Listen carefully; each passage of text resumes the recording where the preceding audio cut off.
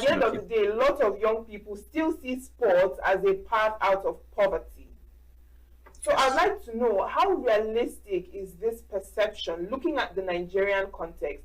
How realistic is this perception? And for those who may not make it professionally, how can sports still be a form of empowerment to them? That's an absolutely awesome question. I love that.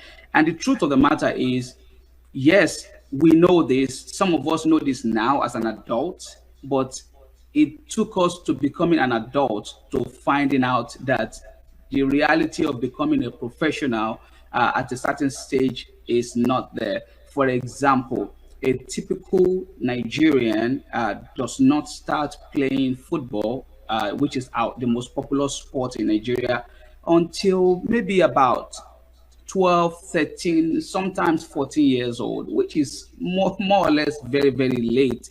If you look at it, the other way it is being done outside of Nigeria or in other part of the world, I think this is where we have to start from. I know also because I am also invested in that area. I have a football academy in Lagos since 2008, and the vision that we have for that organization is to use football as a tool to get young people outside of their comfort zone, but of course to also empower them.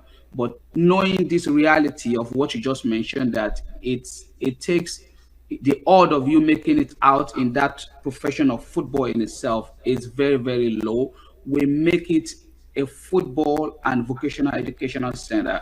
The person speaking to you right now, I started my career as a broadcaster after graduating from a 3 year vocational technical college in 1999. That's the realistic. After my high school education in 95, I went to government technical college between 1996 and graduated 1999, a 3 year education where I studied radio and television communication. And that was how I got my job as a technician back then with MITV in Lagos. And that was how I transitioned. That system is still in place today. It can still be used. We can still start telling our young people. And that's why I said it is on the government and entrepreneurs to be empowered to start teaching these young people this reality that, okay, look, you want to play sport, maybe you are not going to make it, or while you are learning that sport, why not start learning a trade? Why not start learning a vocation?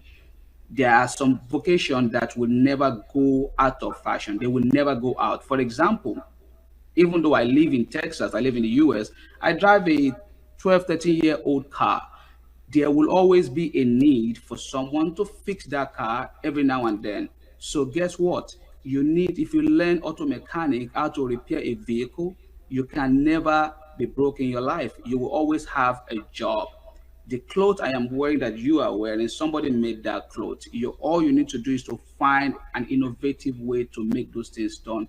Find a way to learn how to sew clothes. Be a fashion designer. Be a creative one. Focus on a particular area. The industry of media today is so huge. There is so much you can do in that area. And if you insist and say it is sport I want to do, the National Sports Institution is right there in Lagos. Go learn how to become a coach. You can become a scout. So the reality is there.